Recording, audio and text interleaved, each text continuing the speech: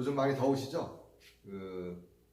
뭐 장마가 졌다가 또 폭염이 왔다가 뭐 이렇게 막 습했다가 뭐 날씨가 뭐 하루하루 굉장히 우리를 괴롭히는 그런 때입니다.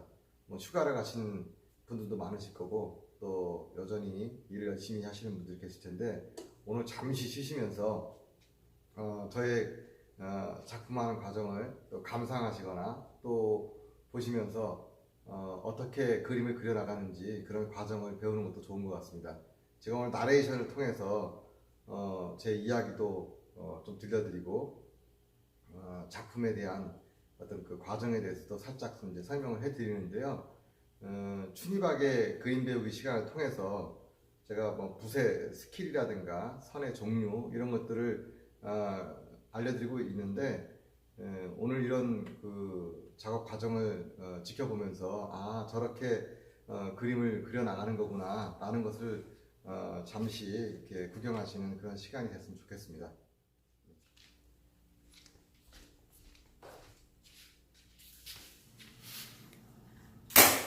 지금부터 1시간 동안 제가 제 삶과 예술에 대한 이야기를 하려고 합니다. 그리고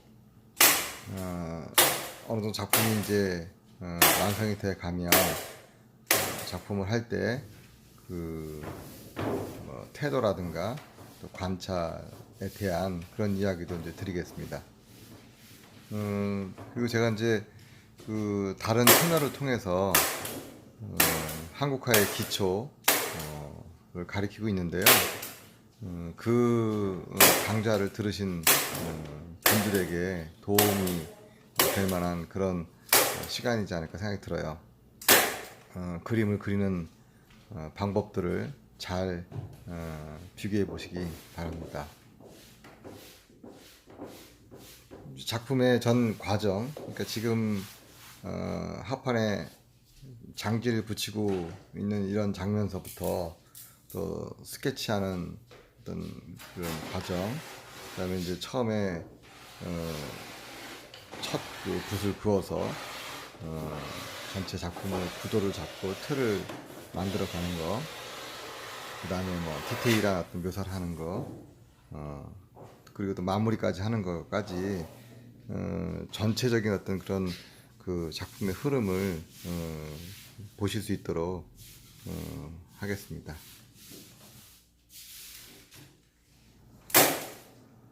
지금 하고 있는 작업은 화판에다가 두꺼운 장지를 이제 붙이는 중이에요.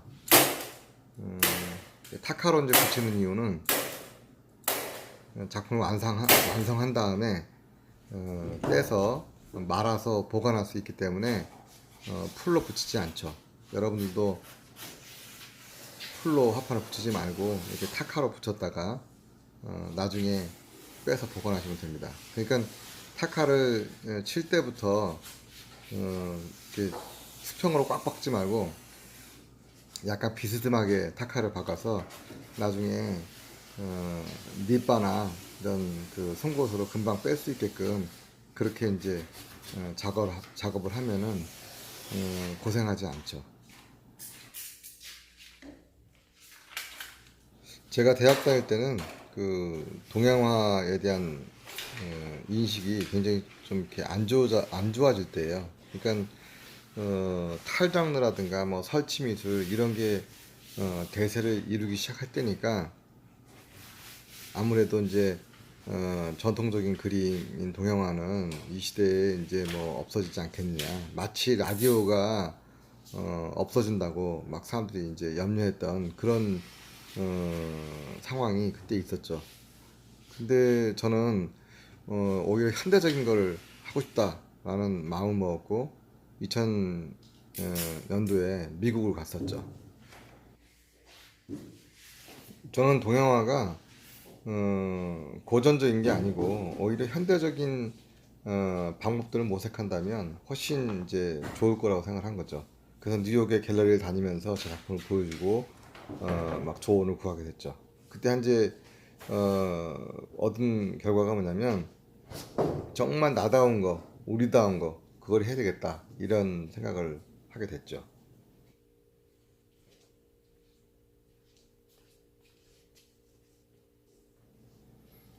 지금 이제 스케치를 시작했는데요.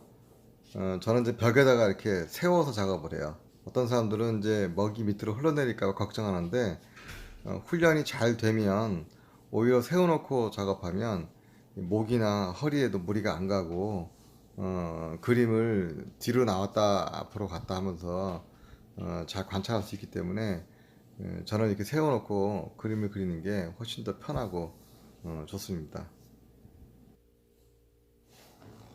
이렇게 처음에 연필로 그 스케치를 할 때는 절대 힘을 줘서 스케치를 하지 말고 그냥 장지 위에 나무들의 위치 뭐 이런 것들만 이렇게 잡는 거죠. 그래서 큰 골격들만 살짝살짝 표현을 해놓고 그 위에 이제 먹으로 작업하면서 구체적으로 가기 때문에 좀 이렇게 자연스럽게 스케치하는 게 중요해요. 정말 이렇게 부드럽게 연필을 잡는 거죠. 그래서 지우개로는 살짝만 이렇게 슬쩍슬쩍 나중에 지원해도 될 정도로, 그리고 웬만한 선들은 먹으로 막 작업을 해가지고 그 위에 덮여지기 때문에 연필선이 보이지 않아요. 그러니까 자연스럽게 스케치를 한다라는 게 중요하다는 거죠. 그래서 이렇게 스케치를 화판에다 이제 옮기려면 기존에 야외에서 스케치를 해올 때 굉장히 정확히 스케치를 해와야 돼요. 그래서 그대로 그냥 그 종이로 옮기면 그냥 그림이 그냥 그 완성된 것처럼 될 수 있도록 그렇게 정확하게 스케치를 해오는 게 중요한 일이죠. 필요에 따라서는 이제 야외에서 스케치를 해온 다음에 그 스케치 위에 다시 이제 보정을 해서 어, 넣을 거 뺄 거를 조절하기도 하고, 또 다른 종이에다가 다시 옮겨가면서 내가 이런 부분 이렇게 그리면 좋겠다 라는 계획을 세워가지고 에스키스를 하는 거죠. 그 스케치보다는 한 단계 더 나아간 구체적인 아이디어 스케치를 꼭 하면은 그림을 그리는 동안에 그 헤매지 않게 되죠. 그래서 저는 이 스케치만 보고도 완벽하게 이제 그림을 그릴 수 있게 되는 거죠. 그래서 스케치 다 해놓으면 이제 이렇게 머리맡에다가 꽂아놓고 그걸 보고 이제 그림을 그리는 거죠.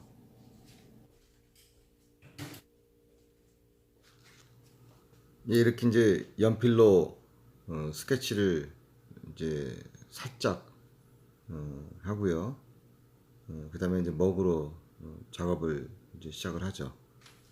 보통 작업을 하는 경우에 저는 거의 뭐 음악을 듣거나 또 어떤 말을 하거나 뭐 이런 어떤 것을 전혀 하지 않고 오로지 집중력 있게 제가 표현하려고 하는 그거 거기에만 이제 몰입을 하게 되죠.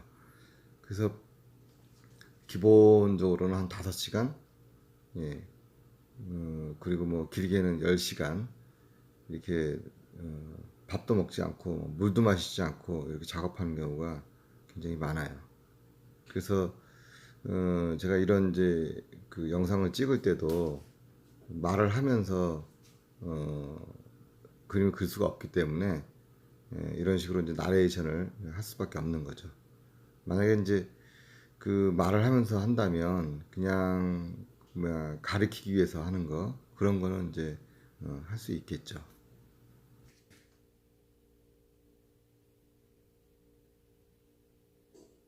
그런데 이렇게 이제 집중력 있게 이제 그림을 몰입해서 그리기 위해서는 이 작업을 하기 전에 스케치를 할 때부터 굉장히 그 세심하고 꼼꼼한 계획이 필요해요. 그래서 그 계획을 잘 정해놓고 그게 정해지면 오로지 그걸 표현하는 데만 집중을 하죠. 그리는 과정에 여기를 어떻게 하지, 여기를 어떻게 하지 이렇게 고민하진 않는 거죠.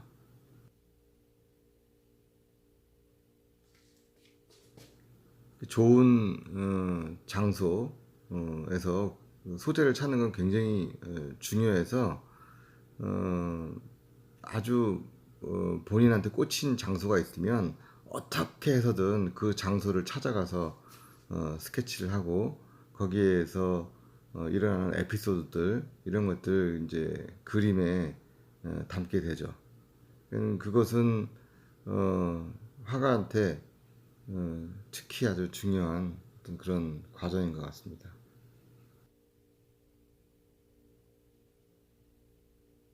제가 이제 기억나는 그 것 중에요.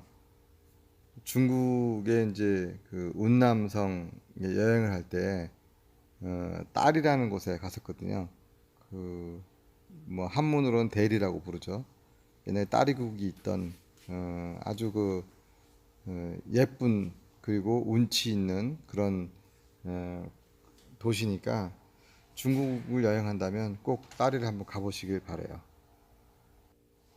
그 딸이 여행 때 제가 이제 가족들과 같이 여행 중이었는데요. 와이프하고 우리 이제 아들하고 같이 게스트하우스를 운영하시던 그 제임스 그 사장님과 함께 웨이산이라는 그 곳으로 이제 어, 차를 타고 놀러를 갔는데 돌아오는 길에 굉장히 꼬불꼬불한 아름다운 길을 보게 된 거예요. 그런데 뭐 물론 이제 길이 좁았죠. 저는 거기에 꼭 서서 그 길을 그리고 오고 싶은데 제가 이제 제임스 사장님한테 이러이러해서 여기 그리고 싶다 했더니 뭐 시간상 좀 그렇다라고 하면서 그냥 이제 지나치게 된 거예요. 아마 그러고 한 2시간을 돌아온 것 같아요. 근데 저는 그날 이제 따리에서 리장이라는 곳으로 떠나게 된 날에서 시간이 없었죠. 근데 정말 다시 돌아가서 그 장소를 그리지 않으면 너무너무 그 여행이 재미가 없고 후회스러울 것 같은 거예요. 그래서 어, 그 사장님한테 부탁을 해서 택시를 하나 불러달라.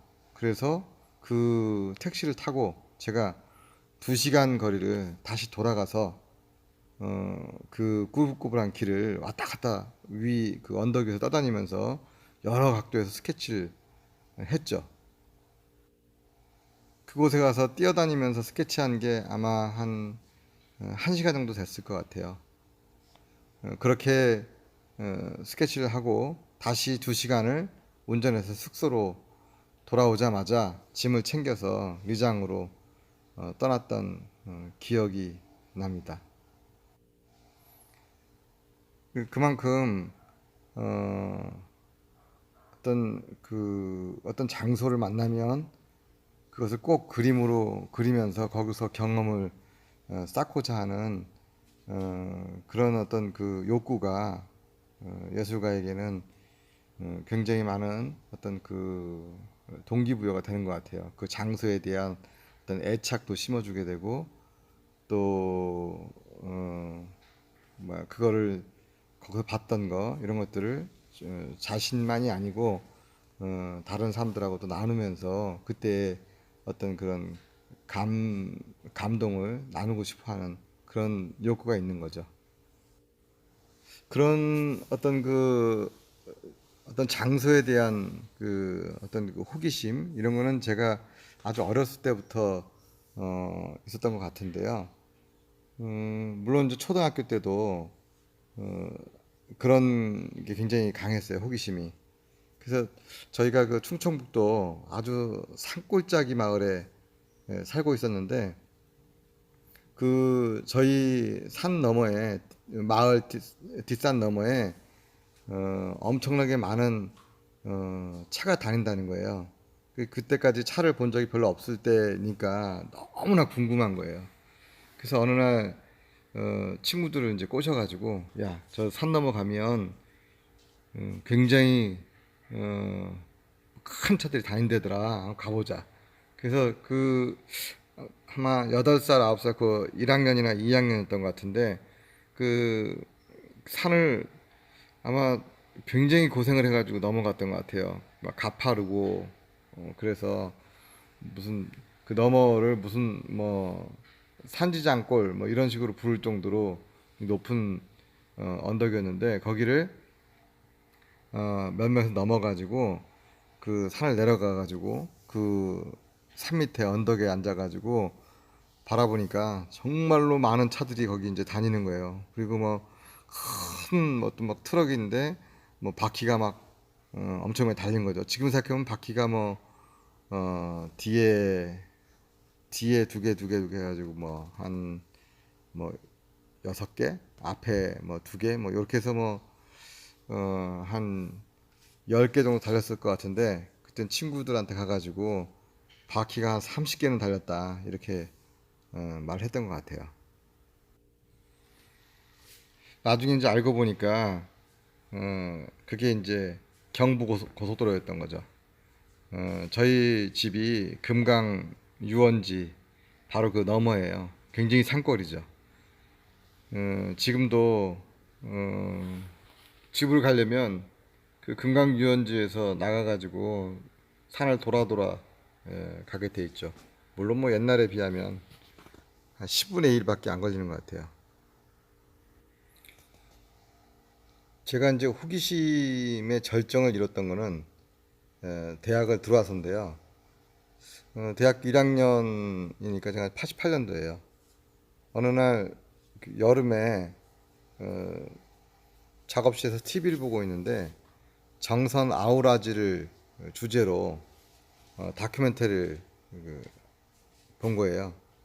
그 어떤 이제 그 정선에 사는 두 아저씨가 옛날 그 이제 일꾼들 옷을 입고 그쪽에서 베어낸 그 금강송을 이제 끈으로 묶어가지고 뗏목으로 만들어가지고 이제 한강까지 가지고 오는 그런 옛날 방식의 그 뗏목을 재현하는 그런 프로였던 거죠.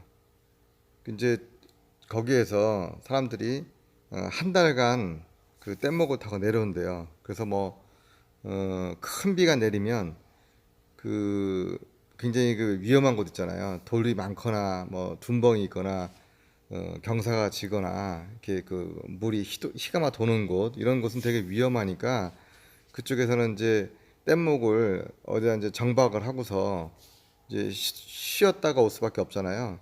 그래서 이제 그런 그 울두목마다 술집들 뭐 이런 주막집들이 있어가지고 거기서 이제 며칠씩 머물면서 이제 술을 먹는답니다. 그리고 이제 어, 장마가 그치면 이제 바로 그 물을 이용해서 왜냐면 물살이 그 약하면 또 내려오는 게 약하니까 그 물이 많을 때 또 타고 이제 내려오는 거죠. 그래서 이제 그러다가 또 멈췄다가 왔다 하면은 굉장히 많은 시간이 걸렸던 거죠. 물론 다 외상으로 이제 하고서 오는 거죠.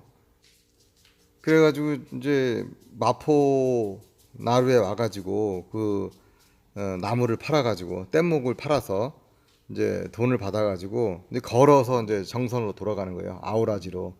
그러다 보면은 내려올 때 그 외상술 먹었던 거 그걸 또 갚고 또 다시 술 더 먹을 거 아니에요. 그렇게 하다 보면은 그렇게 한 달 또 걸어서 돌아가면 정선에 돌아가면 그냥 빈털터리로 돌아갔던 거죠. 그래도 이제 남자들은 그게 또 사는 맛이니까 산골짜기에 살면서 뭘 무슨 낙이 있겠어요. 그러니까 위험해도 이제 가는 거죠. 그리고 또 다시 돌아오면 어쨌든 그 사람들한테는 좋은 혹은 어떤 그 힘든 어떤 추억이 또 하나 남는 거니까 그걸 시도했던 것 같아요. 근데 이게 이제 그렇게만 끝나면 좋은데 이 그 장마 때 내려가야 되니까 굉장히 많은 사람이 죽었던 거예요. 그러다 보니까 이제 과부가 많아진 거죠 정선에.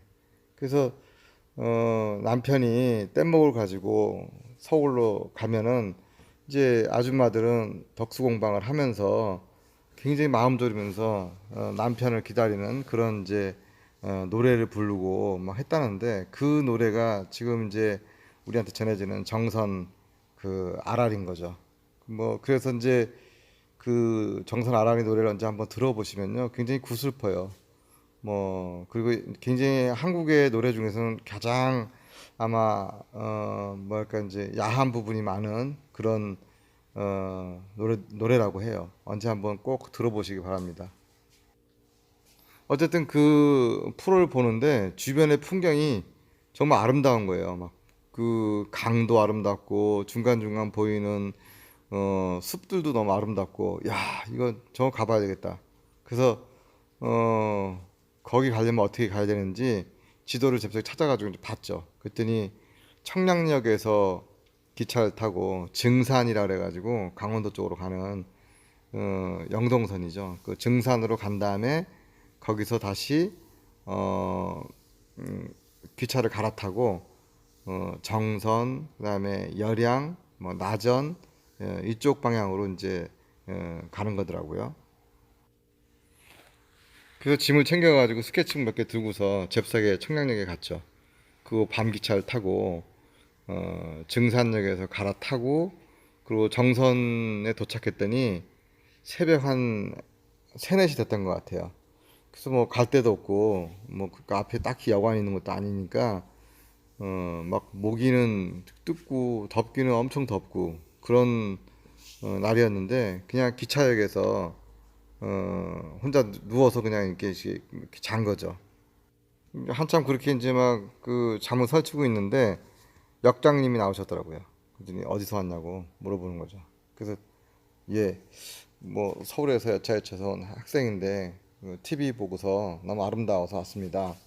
이렇게 말씀을 드렸더니 뭐 바깥에서 그러지 말고 모기도 있는데 들어와서 자라고. 그래서 이제 그 역장실로 이제 부르더라고요. 그래서 들어갔는데 뭐 제가 또 지금 제가 이렇게 말하듯이 말이 좀 구수하잖아요. 그래서 그냥 역장님한테 여차여차하고 뭐 여차여차 뭐 하면서 뭐 있는 말 없는 말 막 보태서 이렇게 재롱을 떨었더니 그 며칠 있다 갈 거냐고. 그래서 뭐 뭐 갈 데도 없고 부를 데도 없어서 그냥 뭐 그 정해진 건 없고 그냥 이따 갈 겁니다. 그랬더니 그러면 나 오늘 근무하고 할 테니까 먼저 저쪽에 가면은 그 사옥이 있으니까 거기 가서 잠을 자면 되겠네. 그러시면서 키를 주더라고요.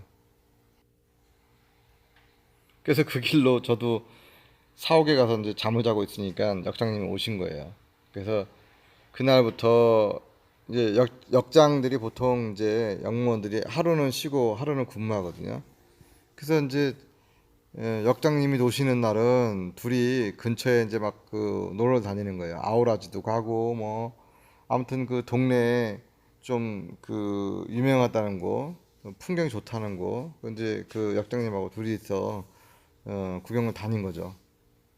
역장님도 영주 분이었는데 혼자 이제 와서 근무를 하시기 때문에 되게 외로우셨던 거죠.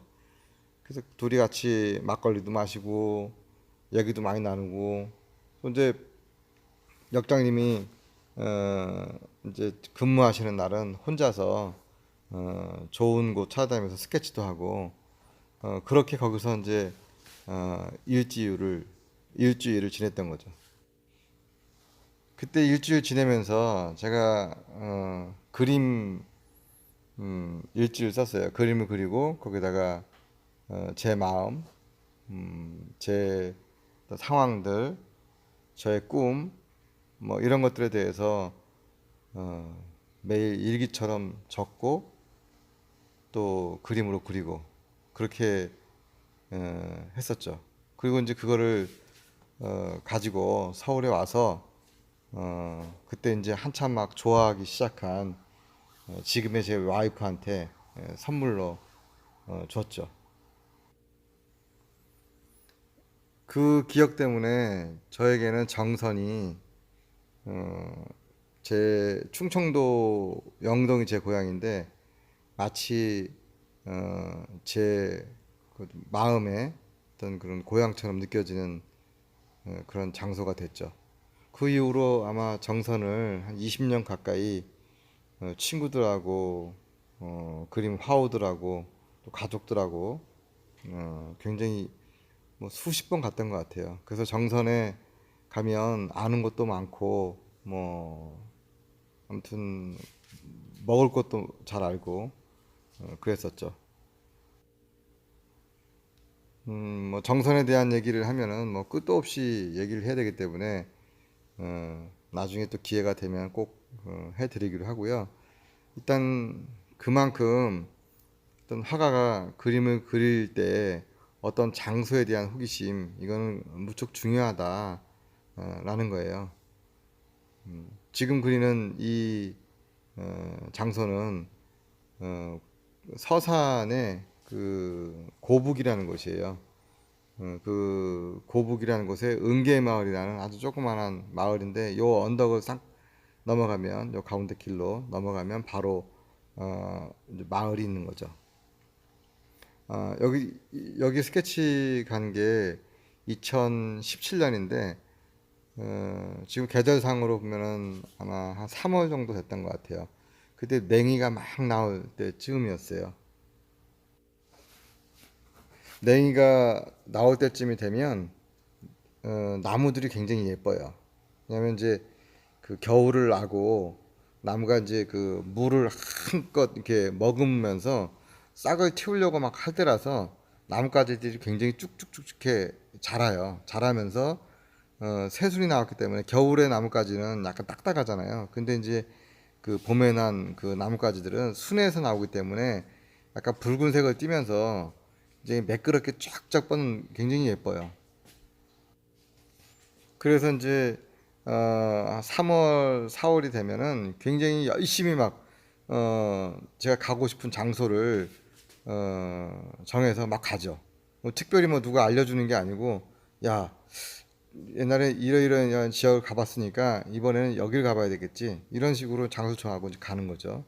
이 서산도 나지막한 산들이 있고 약간 벌판이 있고 그래서 이렇게 풍경이 뭔가 이렇게 뭔가 평화로우면서도 뭔가 에너지가 싹 있는 그런 장소가 바로 서산이에요. 서산 쪽에서 예술가도 많이 나왔죠. 옛날에 아마 천주교 성당 이런 것도 그쪽으로 많이 들어왔던 것 같고 서산이나 홍성 그쪽이 그 내포 문화라고 해가지고 중국하고도 교역이 많았던 그런 곳이라서 그쪽 굉장히 옛날에 신식화가 많이 됐던 그런 장소이기도 하죠. 이제 뭐 최근에 그 홍성으로 그 아마 충청남도 도청이 아마 갔나 뭐 그럴 거예요. 그러면서 아마 그쪽으로 굉장히 발전이 되는데 서산도 바로 붙어 있기 때문에 굉장히 많이 발전하고 있죠. 어쨌든 냉이를 캐러 서산에 가서 이리저리 돌아다니면서 냉이도 캐고 또 그리고자 하는 제 그 그 컨셉에 맞는 그런 풍경을 막 찾아다니다가 바로 이 고북의 은계마을에서 이 그림을 스케치했죠. 음, 지금 왼쪽 바로 앞에 있는 지금 이 소나무는 왼쪽으로 이렇게 기울어졌잖아요. 이제 거의 그 가시덤불 같은데 막 엉켜가지고 일부는 죽고 일부는 가지가 이렇게 살아남아 있고 그런 나무였어요. 이게 보면은 그 외소나무라 그래가지고 그 일본 소나무 있잖아요. 그거는 약간 검해요. 껍질이. 그러면서 가지가 한 곳에서 나고 전반적으로 일정하게 비율로 가지들이 나는데 이 소나무의 수명이 제가 볼 때 한 30년밖에 안 되는 것 같아요. 그래서 그 다니다가 보면은 덩쿨이 나는데 희 감겨가지고 죽어 있는 소나무 이런 거는 대부분 외소나무다라고 하면 되죠. 그리고 제가 이제 그리고 있는 요 나무는 아카시아 나무예요. 아카시아 나무는 끝이 이렇게 딱딱하게 이렇게 뭐야 각이지게 이렇게 뻗는데 아주 끝에 가서는 선이 또 쭉쭉쭉 뻗으면서 보면은 아카시아 나무 굉장히 예뻐요. 느티나무는 굉장히 길쭉하게 둥치서부터 가지들이 쭉쭉 올라가는데 아카시아는 기본 나무가 위로 곧장 이렇게 서 있고 그 다음에 가지들이 뻗어가면서 끝에 쪽에 가서 많이 이렇게 뭉쳐 있죠. 그런 것들을 보시면은 되게 재밌으실 거예요. 나무 관찰하면서 보는 것도 재밌죠. 예, 이 장소에는 이런 아카시아 나무와 또 죽은 소나무, 그다음에 이제 저 가운데 있는 소나무가 어우러져서 왠지 약간 그 쓸쓸한 듯 하면서도 뭔가 막 생기가 넘치는 그런 언덕의 풍경이었어요.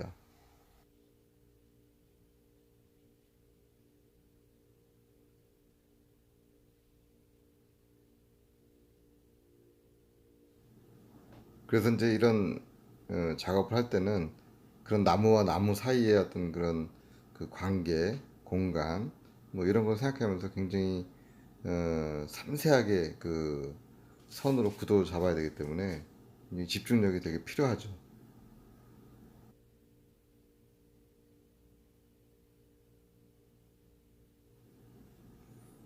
그래서 스케치를 이제 하러 가면 가지들이 어떻게 구성이 되어 있는가, 또 나무와 나무의 그 관계는 어떤가, 이런 것들을 굉장히 이제 그 집중해서 이제 장소를 찾게 되죠. 그래서 뭐 같은 종류의 나무만 쭈르륵 서 있으면 굉장히 지루하잖아요. 예, 물론 이제 같은 나무가 있더라도 어떤 그 굵은 나무, 뭐 가는 나무, 큰 나무, 작은 나무 이런 게 이제 어울려져 있다면 그거는 뭐 나름대로 그림의 소재가 될 수 있지만 딱 봤을 때 그냥 비슷한 게 쭈르륵 서 있다 하면은 벌써 보기만 해도 지루하잖아요. 그런 장소에서는 굳이 그림을 그릴 필요는 없죠.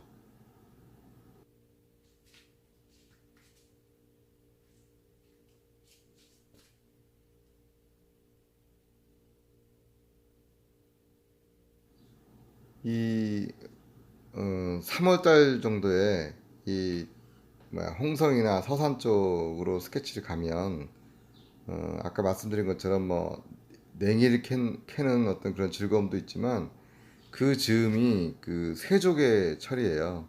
그 아시죠? 새조개 그 새의 부리처럼 생겼다 그래가지고 새조개라고 하는데 그 새조개 철에 그 남당리 항이나 뭐 이 간월도 그 포구 쪽 이쪽으로 가면은 새조개 그를 파는 곳이 굉장히 많아요. 그거를 먹는 재미도 있어요.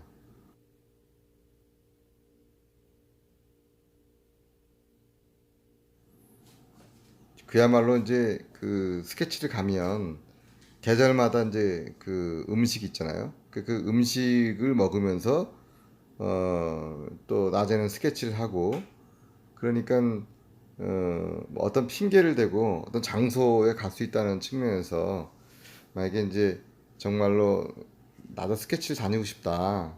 어디 가서 좀 좋은 풍경을 그리는 그런 시간을 갖고 싶다 하면은 계절 음식이 있는 그 장소를 찾아서 가서 좋은 음식도 먹고 그림도 그리고 뭐 그런 시간을 보내면 좋죠.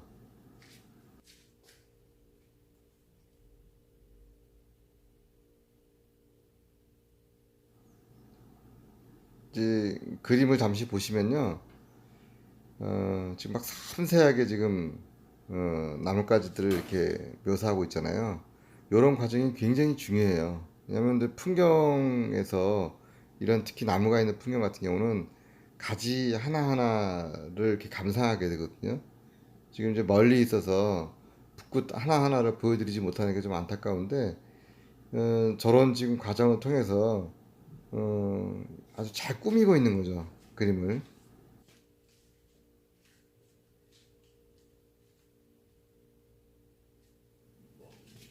그래서 작품을 할 때는 처음에 이제 구도를 잡고 첫 붓을 시작했을 때 하고 그다음에 이제 이렇게 전체적으로 큰 구도가 잡히고 그림의 전반적인 뼈대가 되는 그 나무들의 구조를 이렇게 딱 이렇게 세우고 그 다음에 굉장히 중요해요. 그 지금 과정에서 나무 그 둥치의 모양 이런 것들도 살려내고 또 가지 그가 구성하고 있는 약간 그 나무마다의 특성 있잖아요. 그 특성을 찾아서 묘사해 주는 게 굉장히 중요하죠.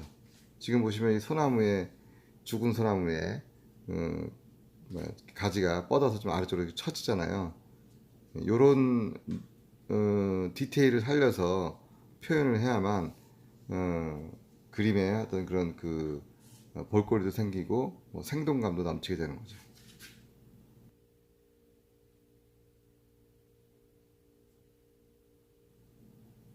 예, 가지에 지금 보면 그 아주 섬세한 그런 어떤 그 처짐, 예, 이런 것까지도 이제 디테일하게 지금 묘사하고 있잖아요. 뭐 지금 소나무의 어떤 지금 껍질 같은 그런 것들을 표현하는데도 그 모양을 생각하면서 거기에 어울리는 그런 지금 표현을 이제 하고 있는 거죠.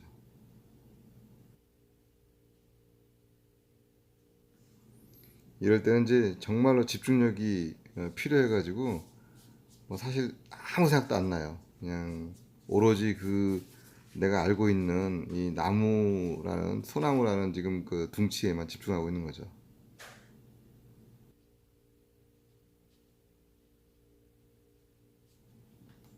예, 이렇게 이제 지금 그 풀숲을 묘사할 때도 그냥 막 점을 찍는 게 아니고 생긴 모양을 잘 생각해서 그 뭐야 덩굴들의 이렇게 그 생긴 모양, 그다음에 이렇게 막 엉켜 있는 그 뭐 덩굴이 엉키려면 밑에 이제 나무가 있어야 하잖아요. 그 잣나무들이 이 덩굴에 엉켜가지고 이렇게 휘어진 모양, 거기에 달린 잎들, 막 이런 것들을 생각하면서 묘사를 하는 거죠.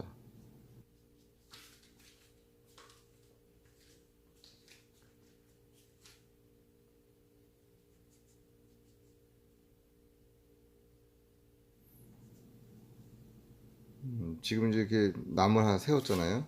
예, 덩굴에 막 엉켜 있는 이제 어린 아카시아 나무죠.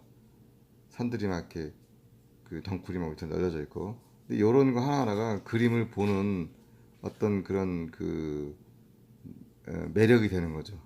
근데 스케치 하는데 눈은 대충 보고 손은 또 자기가 생각하는 것보다 더 빨리 막 움직이고 이렇게 하다 보면은 실제 그 장소에 앉아 있긴 하지만 그 장소랑은 전혀 상관없는 이제 그런 관념적인 그림을 그리게 되니까 되도록이면 관찰을 하고 거기서 내가 필요한 것들, 내가 묘사를 하는 데 있어서 필요한 것들이 무엇인가라는 것을 잘 선택하는 그런 연습을 해야만 하죠.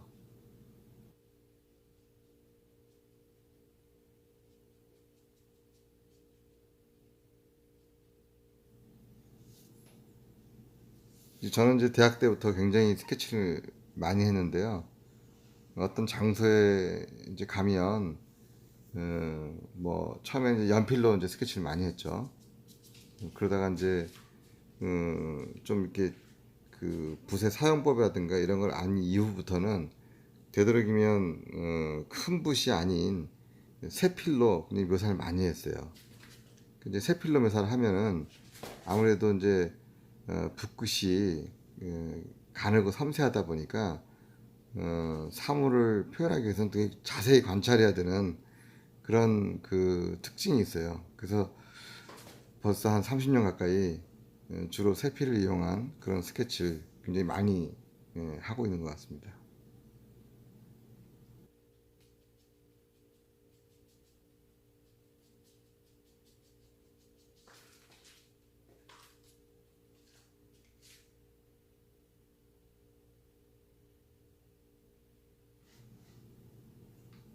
이제 어느 정도 이제 형태가 이제 갖춰져 가고 있는 중이죠. 숲에 어떤 그런 큰 틀이 잡히고 지금 거기 엉켜 있는 덩굴들 이런 것들이 지금 이제 대충 이렇게 모양이 잡혀서 지금부터는 사실 이제 그리기가 재밌죠. 어렵지도 않고. 왜냐면 이미 이제 그 여기는 어떤 덩굴이고 여기는 어떤 나무고 뭐 이게 정해진 때니까 지금부터는 좀 붓질도 가볍고 뭐 탄력이 좀 있죠 이제. 그 전에는 이제 어떤 그 구도를 정확하게 잡아내야 되기 때문에 붓의 움직임도 좀 느리고 또 뼈대 있는 선을 그어야 되니까 굉장히 그 아주 세워서 붓을 강하게 이렇게 또박또박 그어내는 이제 그런 과정이 있었다면, 지금부터는 뭐 굉장히 탄력을 이용한 그런 어떤 선들을 많이 이제 긋거나 점을 찍고 있죠.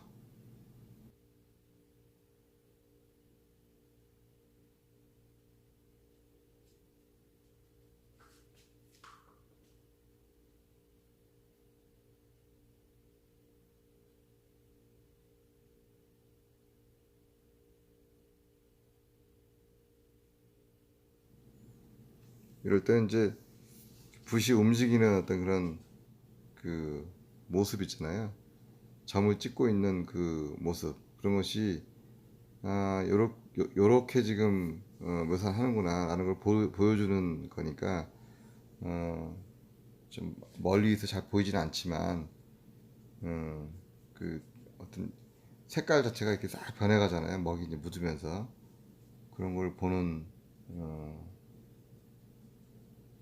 즐거움을 가지는 것도 좋죠.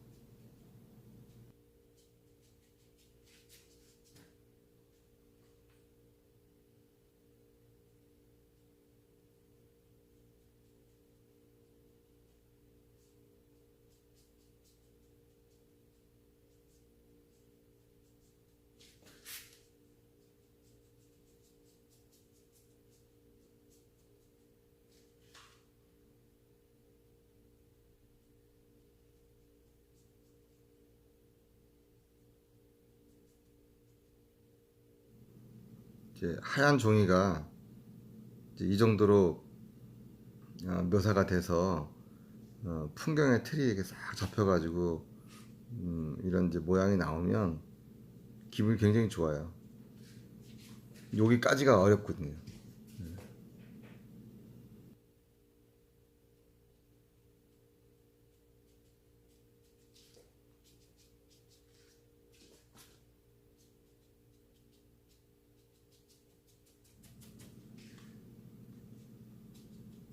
벌써 이제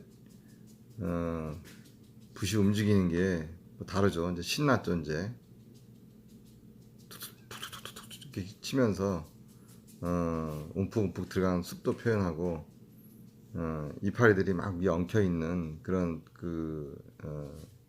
모양을 탄력 있는 선들로 이렇게 이어내면서 숲에 막 생기를 주는 거죠.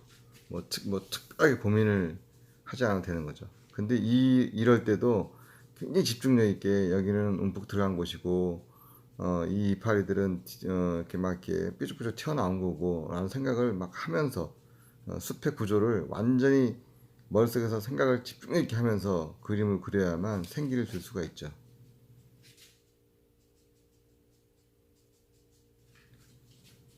왜냐하면 이제 이렇게 뭐 이제 기분을 완전히 업시켜 가지고 기분 아주 이렇게 내는 이런 선들로 막 묘사를 하다가 순간적으로 정신을 잃고서 뭐 먹을 듬뿍 찍어 가지고 어딘가 저 지금 그리고 있는 이런 나무 위에다가 퍽 찍게 되면은 어, 동양화는 이게 이제 고칠 수가 없는 거예요. 물론 이제 저 같은 경우는 거기다가 새 집을 만들겠지만, 어쨌든 정신을 바짝 차리지 않으면 엉뚱한 선을 그어가지고 그 수습하느라 굉장히 고생을 하게 되는 거죠.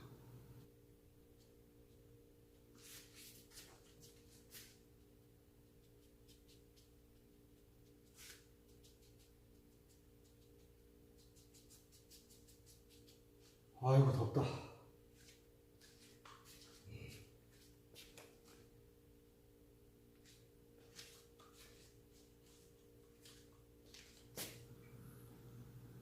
지금 장마가 끝나고 엄청 더운 날 지금 작업을 하고 있는 거예요. 그래서 보시는 것보다 지금 엄청 더워요. 그래서 보통은 제가 우통을 벗고 반바지만 입고 작업을 하는데, 오늘 이제 촬영한다고 선풍기도 끄고 창문도 닫고 소리 날까봐 이렇게 작업하느라 엄청 지금 더워 죽는 중입니다. 표는 안 나죠.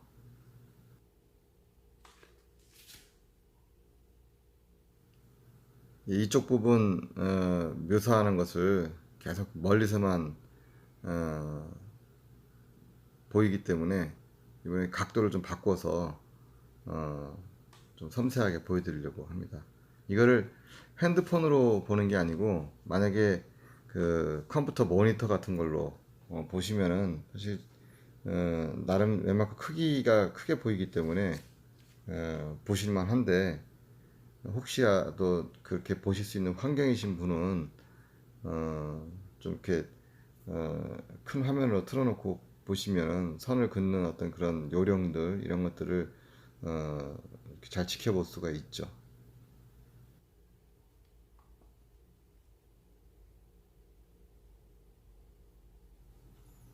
제가 그 춘희박의 그림 배우기 그 채널을 통해서 붓의 사용법이라든가 선을 긋는 요령 이런 것들을 제가 이제 따로 이제 그 수업을 하고 있기 때문에 혹시 이제 이거 보시고 궁금하신 분들은 춘희박의 그림 배우기 그 코너에서 붓의 뭐 사용법이라든가 붓을 고르는 방법 또 어떻게 이제 스케치를 야외에서 해갈 건지 이런 것들을 같이 공부하시면은 초보자분들한테는 굉장히 좋을 것 같아요.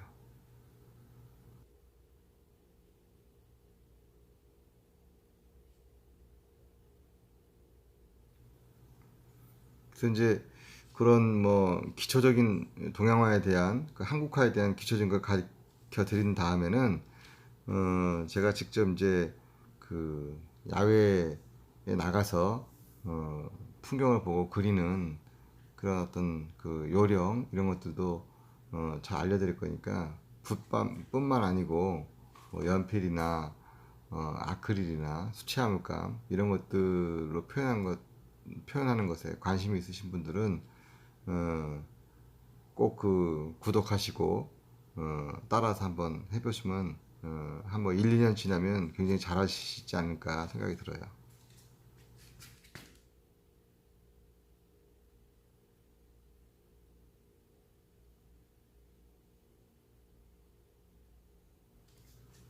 이제 그 숲의 어떤 그런 구조도 이제 대충 잡히고 이제 나무 끝에 있는 어떤 그런 섬세한 어, 부분들을 이제 묘사를 하고 있는 거죠. 지금 뭐 어, 위쪽이라서 보이지는 않았지만 북끝으로 어, 이제 봄에 나뭇가지가 뻗었을 때 물기가 올라가지고 싹 이렇게 그 여린 순이 나온 그런 가지들을 이제 그리고 있는 중인 거죠.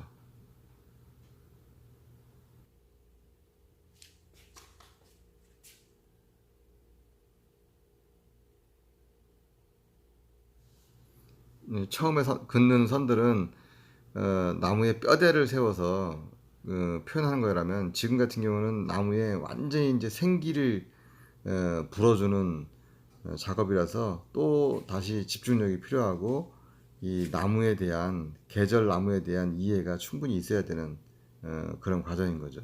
그게 몸에 배어 있지 않고 그냥 눈으로 이렇게 보고 그렇게 생긴 모양을 그리고 또 눈으로 보고 생긴 모양을 그리고 이렇게 하다 보면은 이런 그 아주 생동감 있는 그 리얼리티를 표현하기가 조금 부족해요.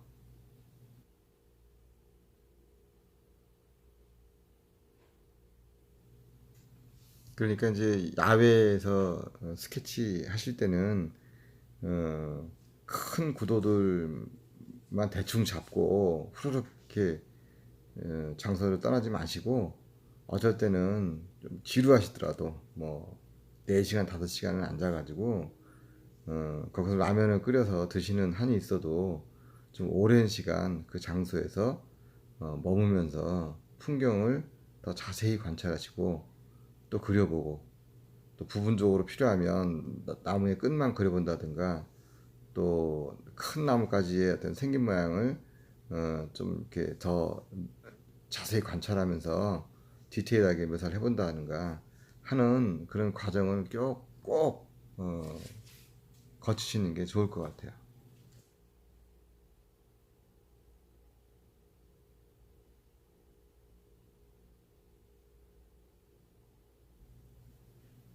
이제 지금 과정이 그 작품을 옆에서 보시는 분들한테는 굉장히 어, 지루한 과정일 거예요. 물론 뭐 전체 자체가 이제 그리는 사람이 아니라면 뭐 지루할 수밖에 없는데, 그런데 이제 나중에 이제 그림이 이제 완성이 되고 나면 아 이런 과정들이 이렇게 쌓여져 가지고 이렇게 보이게 되는구나 라는 거예요. 그래서 나뭇가지든 풀이든 나무 둥치든 뭐든 간에 여러 번 붓을 그어서 그것이 쌓여서 느낌을 이제 만들어낸다는 거, 이런 것들을 이해하시면은 되죠.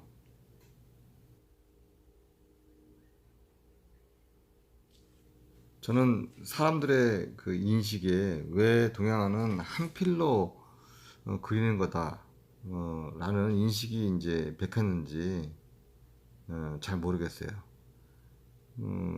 왜 그렇게 됐을까 생각이 들어요. 왜냐면 그 조선시대 겸재 정선이라든가 또 풍속도 잘 그리고 산수화 잘 그리셨던 그 김홍도라든가 이런 분들의 작품을 보면은 굉장히 여러 번 먹을 쌓고 또 선을 이렇게 겹치고 하면서 나름대로 어, 굉장히 그 현대적인 어떤 작업의 과정들을 거치셨거든요. 물론 일필이지한 부분도 있겠지만, 그런데 한국 사람들한테는 동양화는 그냥 단번에 딱 긋는 거라는 그런 관념이 박혀 있는 것이 도저히 좀 이해가 안 돼요.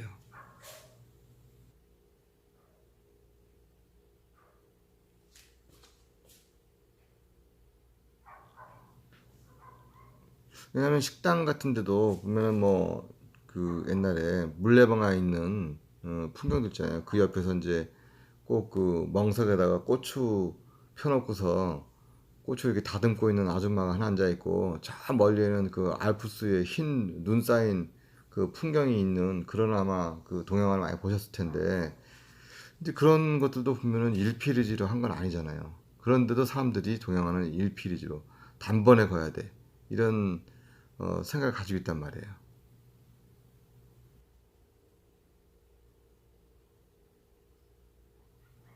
그런 이유를 한번 유추해 보면은 무슨 뭐 방송에서 만든 그 화가에 관한 어, 이야기들, 뭐 장승업 같은 영화들 이런 데서 단번에 확 그냥 이렇게 술 한잔 마시고서 긋는 그런 그 일피리지들이 아 동양화의 특징이구나 이렇게 인식이 되어서 그런 건 아닌지 하는 생각이 좀 들어요.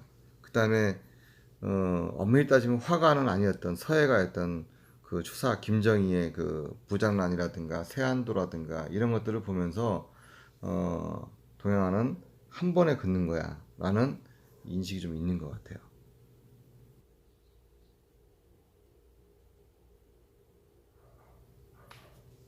근데 동양화도 뭐 그 하얀 면에다가 한 번에 손으로 뭔가를 표현해야 되는 뭐 난을 친다든가 뭐 아주 특별하게 선으로 표현해야 되는 경우가 아니라면 굉장히 여러 번 겹쳐가지고 묘사를 할 수가 있어요. 연필로 우리가 막 톤을 쌓듯이 먹도 지금 보는 것처럼 계속 쌓으면은 그게 아주 쌓여져서 레이어가 돼가지고 다른 어떤 묘한 느낌을 내요. 그렇게 할 수도 있고 지금처럼 붓을 비빌 수도 있고 여러 가지 표현을 할 수 있다는 거죠. 그냥 물을 잔뜩 머금기해서 발문법이라고 있잖아요. 물하고 먹을 섞어서 이렇게 흥건하게 이렇게 표현하는 그런 방법을 굳이 이제 사용하지 않는 경우라면 충분히 이렇게 마른 붓을 이용해서 먹을 이렇게 쌓을 수 있다는 거죠.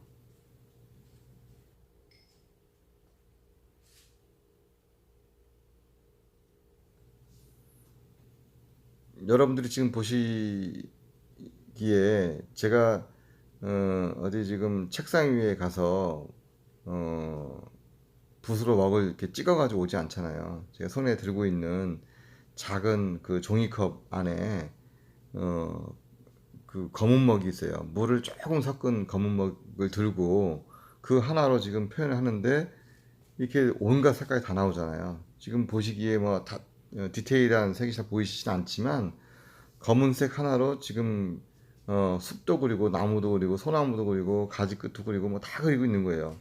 이렇게 먹이라는 것이 어, 쓰는 사람에 따라서 연필로 우리가 연필 하나로 엄청 다양한 색을 내는 묘사를 하듯이 깡목 하나로도 이렇게 다양하게 표현을 할 수 있다는 것을 어, 여러분들도 좀 아시면 좋겠어요.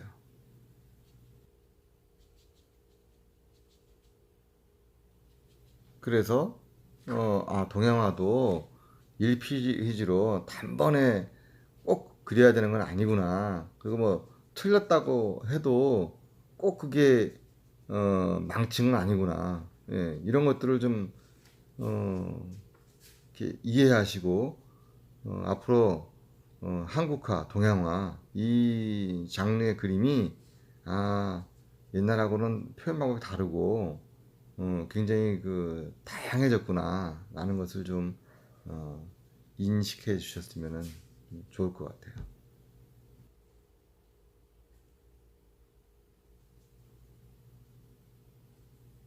지금 막 이제 흐림목으로 묘사하고 있는 게 그 하늘 부분에 구름들을 표현하는 거예요. 아주 그냥 얕은 그냥 구름이 하늘에 흩어져 떠 있는 거죠. 옛날에는 이제 어, 동양화에서 하늘을 다 내버려 뒀는데 저는 오래전부터 따로 구름 연습을 되게 많이 해요.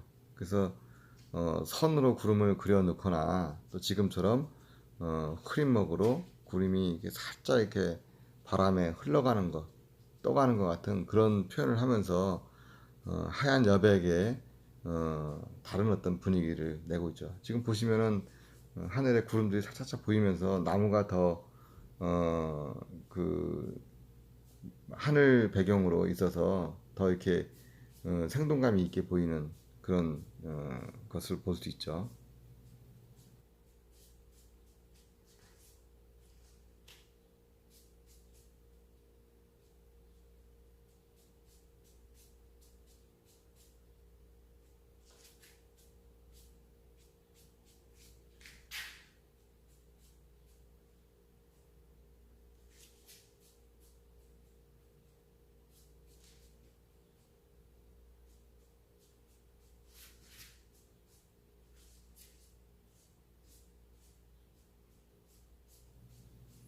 이제 지금 하고 있는 거는 이제 발임 작업이라고 해서 이제 그 큰 평붓을 이용해서 이 하늘과 숲의 경계선에 아주 그 단목들을 통해서 이렇게 자연스럽게 연결해주는 그런 작업을 하고 있죠. 그리고 이제 이 지금부터 이제 검은 먹으로 이 숲 부분을 이제 덮을 거예요. 묘사한 부분을 완전히 새카맣게 하는 게 아니고 실제로 보면은 이제 그 숲의 공간이 느껴지게끔 그렇게 이제 먹으로 작업하는 거죠.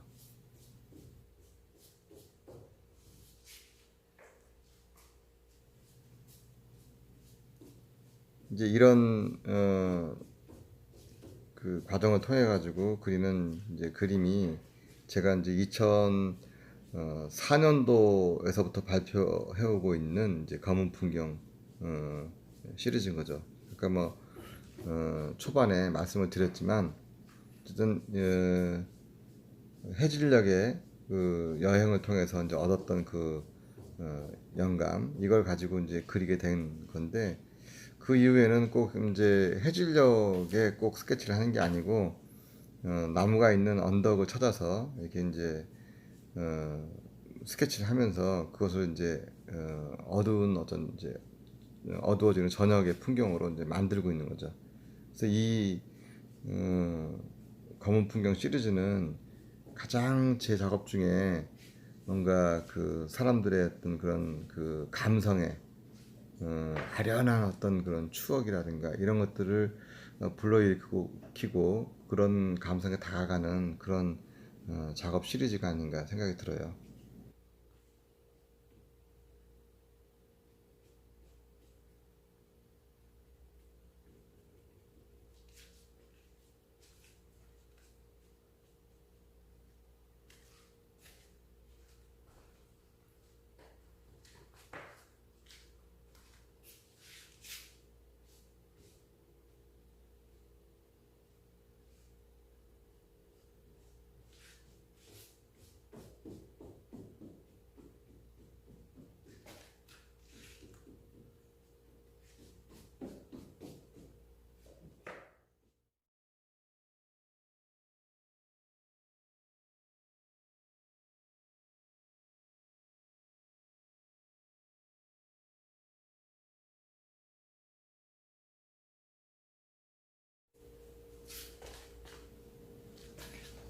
이제 작품이 다 마무리가 돼가고 있습니다.